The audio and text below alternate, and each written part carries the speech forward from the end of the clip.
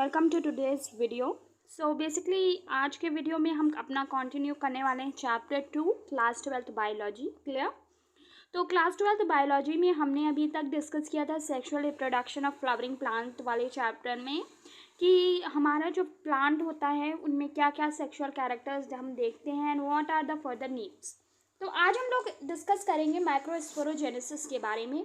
ये बहुत important topic है आपके होल सिलेबस का, क्योंकि मैक्सिमम ऑफ द क्वेश्चंस इसी से पूछे जाते हैं जस्ट बिकॉज कि ये जो सेक्शन है वो बहुत इंपॉर्टेंट होता है।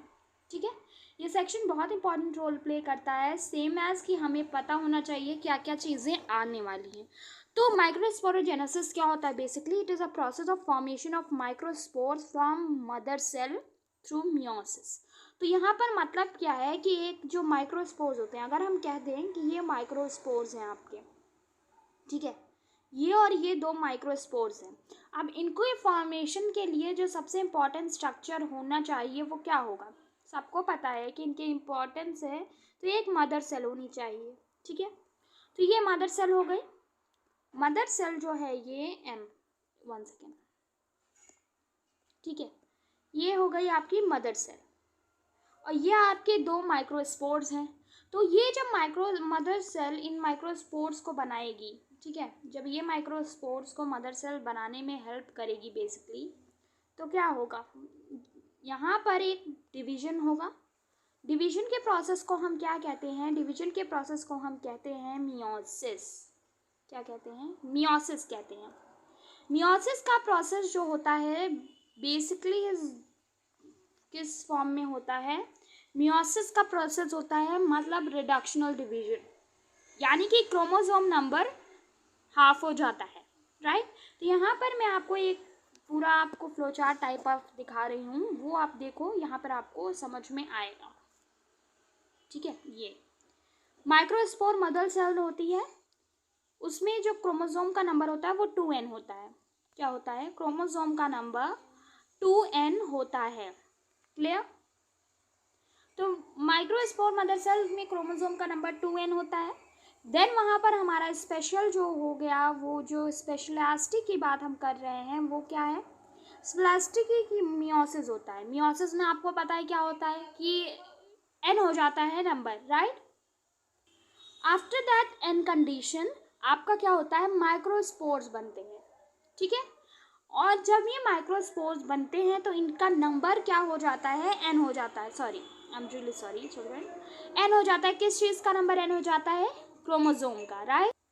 तो क्रोमोसोम का नंबर n होने का मतलब क्या है कि इसमें जो नंबर है वो हाफ हो गया है। क्या हो गया है? हाफ हो गया है। फिर अगेन उस माइक्रोस्पोर से हमारे क्या बनते हैं? पॉलन ग्रेन्स, जो कि मेल कैरेक्टर होते हैं, या फिर आप बोल सकते हो लाइक ह्यूमन में स्पर्म्स होते हैं मेल गैमीट, तो यहाँ पर पॉलन ग्रेन्स क्या होते हैं? मेल गैमीट होते हैं। क्लियर? एक बार फिर से हम रिवाइज करते हैं। पूरा हमें क्या रिवाइज करना है? बेसिकली पूरा जो हम रिवाइज करेंगे वो ये है कि सबसे पहले हमारा एक होता है माइक्रोस्पोर मदर सेल। ठीक है, उस माइक्रोस्पोर मदर सेल में आपका सबसे इंपॉर्टेंट चीज़ जो होती है वो होती है 2n number of chromosome structure. ठीक है, 2n नंबर क्रोमोसोम मतलब कि जैसे ह्यूमन में 46 होता है, 48 क्रोमोसोम्स होते हैं, उसी तरीके से उनमें जो भी नंबर होगा x नंबर, वो होगा क्या? Full form. ठीक है, मतलब पूरा कंप्लीट है। फिर वहाँ पर क्या हो जाता है? सबसे इंपॉर्टेंट चीज़ जो है वो होती है मियोसिस। मियोसिस मीन्स कि क्रोमोसोम का नंबर हाफ हो जाता है। इस वजह से मियोसिस को हम क्या कहते हैं? Reductional division. Coming to another thing, microspore हमारे फिर बनते हैं इससे। माइक्रोस्पोर में हमारा जो ये n होता है वो हाफ है क्रोमोसोम का। अगर हम यहाँ पर एक चीज़ मानते हैं कि हमने यहाँ पे 2n की वैल्यू, वन सेकेंड, 2n की वैल्यू हमने क्या ली है वो हम देखते हैं। 2n की वैल्यू अगर हमने x ली है, ठीक, 2n की वैल्यू हमने x ले ली है, तो आप ये मुझे बताओ कि n की वैल्यू क्या हो जाएगी? x/2। क्लियर? तो x/2 मतलब हाफ हो गया ना, तो इसी वजह से ये क्या है? Meiosis is reductional division. फिर माइक्रोस्पोर्स के अंदर भी हमारे क्या बनेंगे? पॉलन ग्रेन्स, और यही पॉलन ग्रेन्स होते हैं एंड्रोशियम के मेल स्ट्रक्चर्स, यानी कि मेल गैमीट। क्लियर? ओके, तो फिर आगे बढ़ते हैं हम लोग हमारे नेक्स्ट टॉपिक की तरफ। हमारा नेक्स्ट टॉपिक क्या है? नेक्स्ट टॉपिक जो है बेसिकली वो है कि इसमें स्ट्रक्चर मैंने आपको शो किया है, ठीक है। स्ट्रक्चर शो किया है जो बहुत ही इंपॉर्टेंट है। एक चीज़ यहाँ पर मैं आपको और बता दूँ, जब आप स्ट्रक्चर देखोगे तो वहाँ पर आपको एक टेपिटम लेयर दिखाई देगी, ठीक है। टेपिटम लेयर क्या होती है? It is the inner most layer of microsporangia. मतलब माइक्रोस्पोरेंजिया की इनर मोस्ट लेयर होती है, या फिर आप बोल सकते हो इनर मोस्ट वॉल होती है। और इसका साइटोप्लाज्मिक स्ट्रक्चर यानी साइटोप्लाज्म की प्रेजेंट क्या होती है? बहुत ज़्यादा होती है इसमें। देन साइटोप्लाज्म होता है, ठीक है। और इसमें मोर देन वन न्यूक्लियस मिलता है हमें, एक से ज़्यादा न्यूक्लियस एक सेल में हो सकता है। इसकी मेन फंक्शन की अगर हम डिस्कशन कर रहे हैं, मेन स्ट्रक्चर एंड फंक्शन की, तो इस फंक्शन क्या है कि ये पोलन ग्रेन जो डेवलप हो रहा है उसे न्यूट्रिशन प्रोवाइड करता है, राइट। तो ये चीज़ क्लियर हो गई।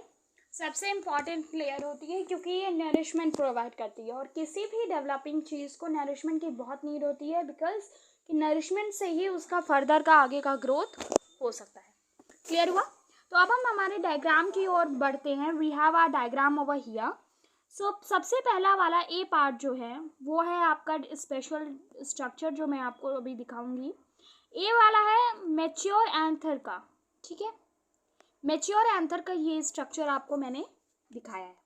मैच्योर एंथर का जो सबसे इम्पॉर्टेंट स्ट्रक्चर या फिर आप पार्ट बोल सकते हो, वो यहाँ पर ऑब्जर्व कर सकते हो आप, वो है कि सबसे आउटर लेयर होती है एपिडर्मिस। सबको पता है कि आउटर सबसे लेयर क्या होती है? एपिडर्मिस होती है। After epidermis we have endothecium. Endothecium epidermis के अंदर वाली लेयर होती है, ठीक है। After that we have our middle layer, ठीक है। उसके बाद हमारी मिडिल लेयर आती है। ये जो मिडिल लेयर होती है, ये वाला structure is your middle layer, ठीक है। ये जो स्ट्रक्चर है ये आपका मिडिल लेयर है। तो सबसे इंपॉर्टेंट चीज़ कि मिडिल लेयर का फंक्शन क्या होता है? तो मिडिल लेयर एक्ट करती है आपका as a connection between epidermis and endothecium, ठीक है। एंडोथेशियम एंड एपिडर्मिस के बीच में ये एज अ कनेक्शन वर्क करती है। बाकी जो भी एलिमेंट्स हैं आपके इस एंथर के, उसके अंदर का फंक्शन परफॉर्म करती हैं। क्लियर? आता है हमारा दूसरा एक मेन स्ट्रक्चर जो यहाँ पर कहीं कहीं दिया होता है, जो मैच्योर एंथर होता है उसमें देते हैं, that is connective tissue. Connective tissue है जो कि कनेक्शन देता है बिटवीन टू मैच्योर एंथर और द एंथर एंड फिलामेंट। तो ये स्ट्रक्चर बहुत इंपॉर्टेंट होता है as providing for connections. We have sporogenesis tissue. Sporogenesis tissue का सबसे इंपॉर्टेंट फंक्शन क्या है कि बेसिकली ये स्पोर फॉर्मेशन में इन्वॉल्व होती है। तो इन स्पोर फॉर्मेशन में इन्वॉल्व होने की वजह से इसका नाम क्या है? स्पोरोजेनेसिस टिश्यू है। तो इसी टिश्यू से आपका फर्दर आगे स्पोर्स का फॉर्मेशन हो जाता है।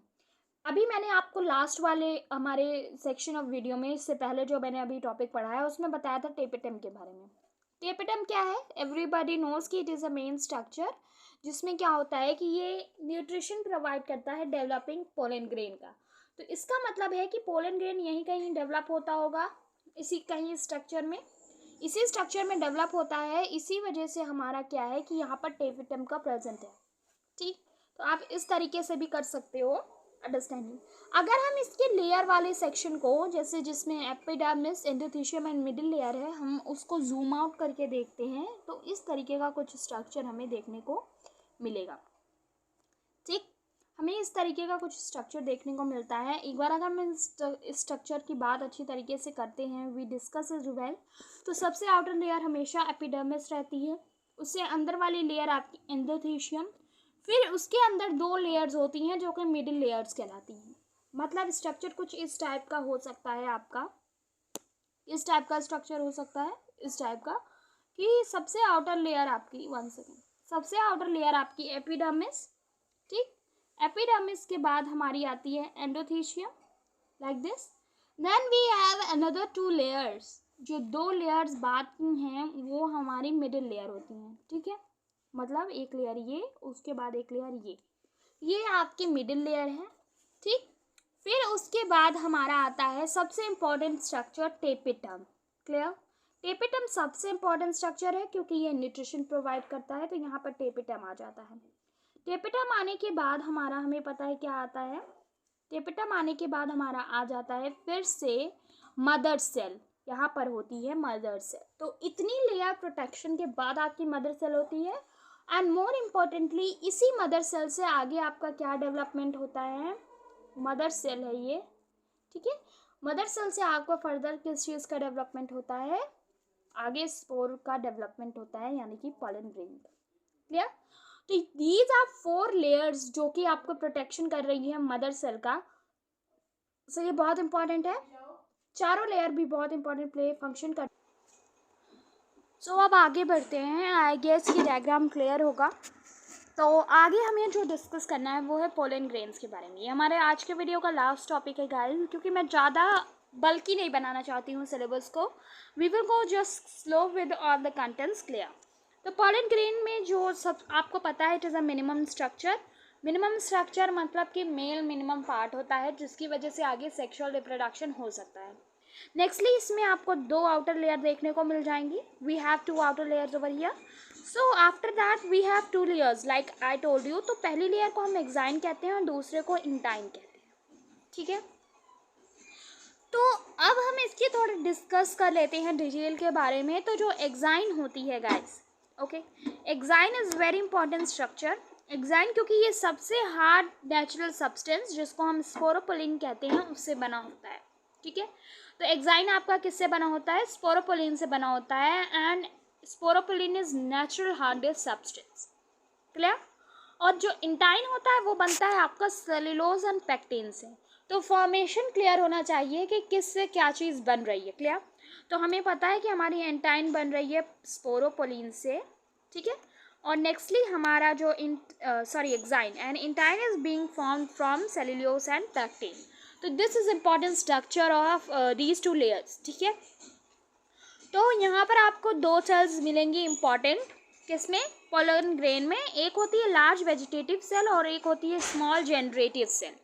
तो large vegetative and small generative cells are very important for further development of pollen grain, ठीक है। जो जनरेटिव सेल्स होती हैं ये इंपॉर्टेंट फंक्शन प्ले करती हैं, हाँ, बाय कि यहाँ पर आपको देखने को मिलेगा कि ये आगे चलकर गैमीट्स बनाती हैं by what, meiotic division. Meiotic division से ये गैमीट बनाती हैं। इंपॉर्टेंट है, याद रखिएगा। कौन सी सेल, जनरेटिव सेल्स बनाती हैं मियोटिक डिवीजन से आपका मेल गैमीट, ठीक है। और पोलन ग्रेन में हमें कई सारी सेल स्टेज देखने को मिलती है। सेल स्टेज का मतलब क्या होता है, सेल स्टेज का मतलब होता है कि जब आपका ये मियोटिक डिवीजन हो रहा है तो उसमें आगे बहुत सारी सेल बनना शुरू होती है, right.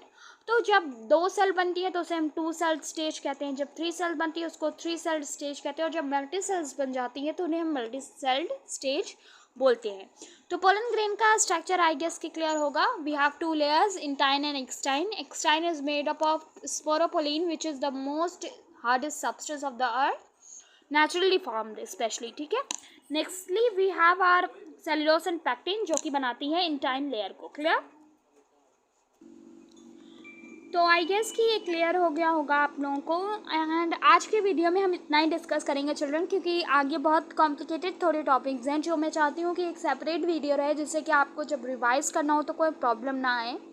So for that sake that's all for today and do like, share and subscribe to your channel actually, and don't forget to hit the like button and share it with your friends. Okay, so take care, meet you soon and study well.